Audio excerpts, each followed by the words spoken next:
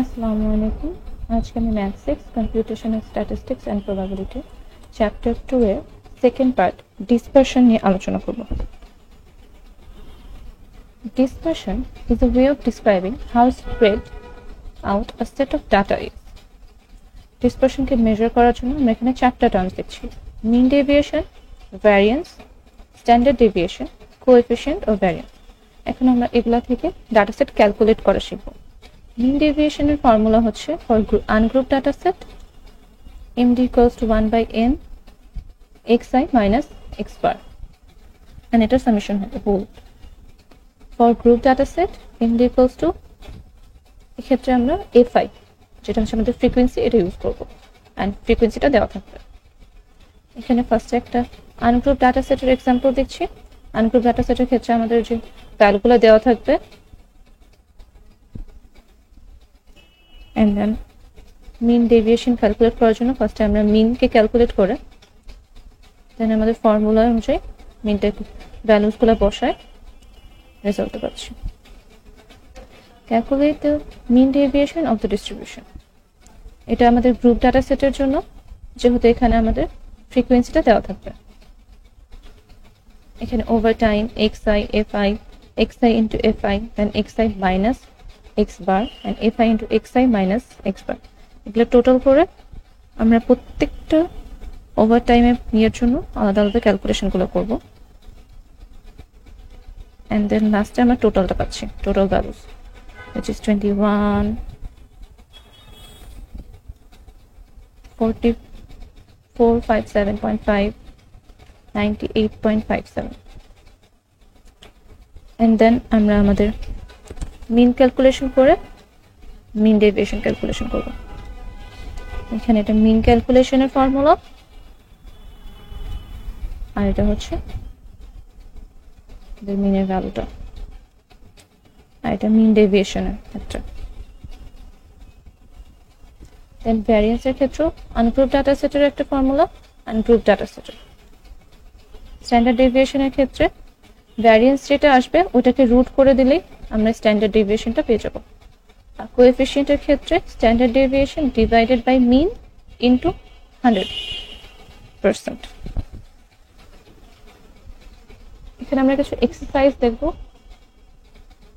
The mean weight of 3 dogs is 38 pounds.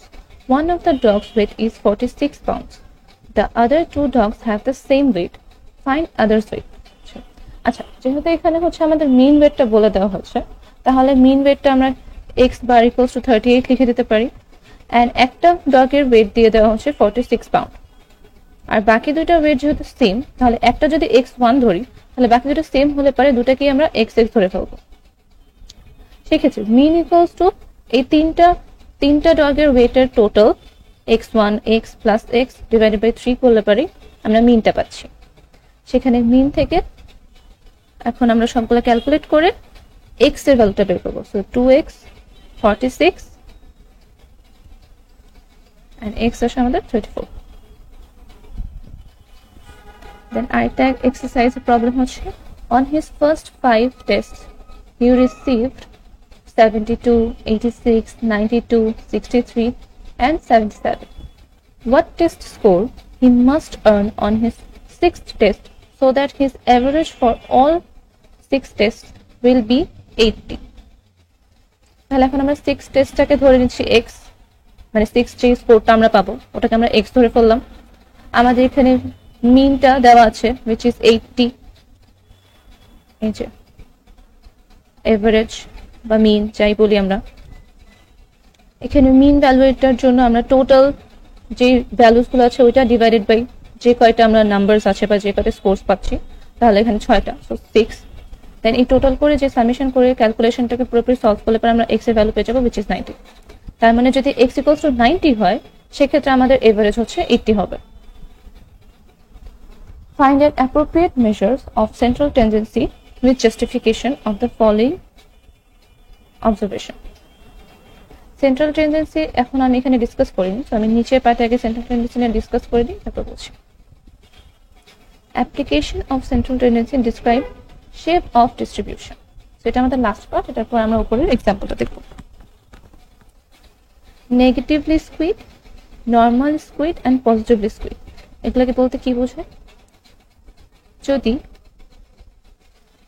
SK equals to 0 হয় সেক্ষেত্রে এটা symmetric হবে। যদি এসকে ইজ গ্রেটার দেন 0 হয় সেক্ষেত্রে এটা পজিটিভলি স্কুইড হবে। আর এসকে যদি স্মলার দেন 0 হয় সেক্ষেত্রে নেগেটিভলি স্কুইড হবে। আর এসকে বলতে আমরা কি বোঝাচ্ছি? এসকে কে আমরা বের করার জন্য এখানে ইউজ করব হচ্ছে mean minus median or mean minus mode. এই দুইটার যে কোনো একটা ফর্মুলা বের করে ইউজ করেই আমরা হচ্ছে এসকে ক্যালকুলেট করে ফেলতে পারবো। এসকে ক্যালকুলেট করার পরে যেই ভ্যালুটা আসবে ওই ভ্যালুটা দেখে আমরা বুঝতে পারবো যে এখানে কোন স্কেচটা এক্ষেত্রে সাজেস্ট করছে।